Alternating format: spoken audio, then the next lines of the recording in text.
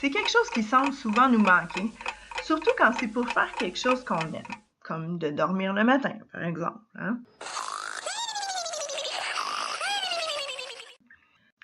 Quand tu manques de temps, ça a des effets pas trop le fun sur ta vie, comme par exemple le stress, le manque de sommeil, tu deviens irritable. Ouais, c'est un peu intense, mais ça apporte rien de vraiment positif. En fait, il y a un secret pour éviter tout ça, c'est d'organiser ton temps. Quand tu gères bien ton temps, tu réduis ton stress, puis ça augmente plein de choses, comme ton indépendance, ta confiance, puis même parfois tes notes.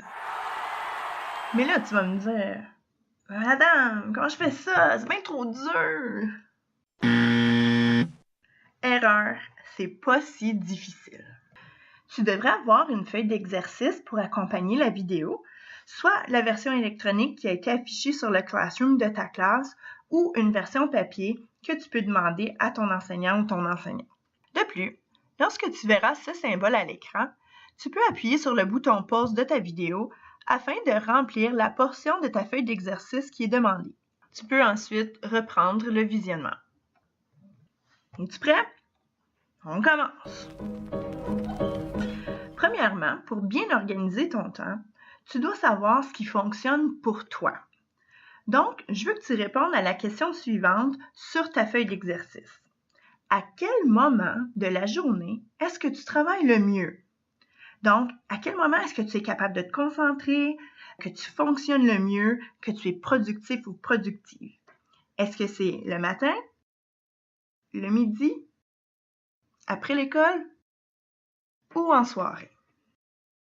Les ennemis de la bonne gestion de temps s'appellent la procrastination et la distraction. Ça veut dire remettre ce que l'on a vraiment à faire à plus tard ou juste faire autre chose. Donc, sur ta feuille, fais une liste de 3 choses qui te distraient toi personnellement quand tu essaies de travailler. Que ce soit la télé, les médias sociaux, les amis, peu importe. Alors, 3 choses. Maintenant, sur ta feuille d'exercice, mets-les en ordre du plus distrayant au moins distrayant.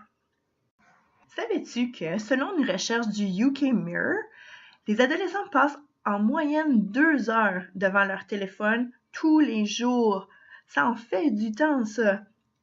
Mais heureusement, il existe des applications qui peuvent t'aider si les médias sociaux et l'informatique sont une distraction pour toi. Il y a par exemple Resume Time, qui est une application qui te fait un rapport de combien de temps tu passes sur tous les sites web que tu visites. Il y a aussi Off Time, qui peuvent bloquer certaines distractions sur ton téléphone. D'autres applications comme Moment, Freedom ou Cold Turkey t'aident en mettant une limite d'utilisation sur ton téléphone, comme par exemple le montant de minutes que tu l'utilises par jour. Ou aussi peuvent t'aider à bloquer des moments de la journée où tu ne peux pas avoir accès aux sites qui te distraient. Maintenant, sur ta feuille, j'aimerais que tu identifies des façons de contrôler les distractions que tu as identifiées plus tôt. Tu peux utiliser les applications que je t'ai partagées ou d'autres moyens que tu connais. Pour bien organiser ton temps, tu dois décider ce qui est important et ce qui l'est moins pour toi. Pour faire ceci, tu peux utiliser un système à 3 colonnes. Dans une colonne, les choses que tu dois absolument faire. Tes évaluations, les choses que tu dois remettre, tes joutes, tes pratiques, toutes des choses que tu ne peux pas bouger. La deuxième colonne, c'est la colonne des choses que tu dois faire. Alors, faire de la révision, travailler sur un projet à remettre un peu plus tard, faire la vaisselle, je sais pas, peut-être que tes parents décideraient que ça va dans la première colonne, mais on va la laisser ici. Alors, des choses que tu dois faire, mais qui sont un peu plus flexibles. Dans la troisième colonne, c'est les choses que tu aimerais faire. Passer du temps avec tes amis, écouter Netflix, faire du vélo, jouer à des jeux vidéo par exemple. À ce moment-ci, je vais te demander d'aller ouvrir le Classroom de ta classe. C'est fait? Perf.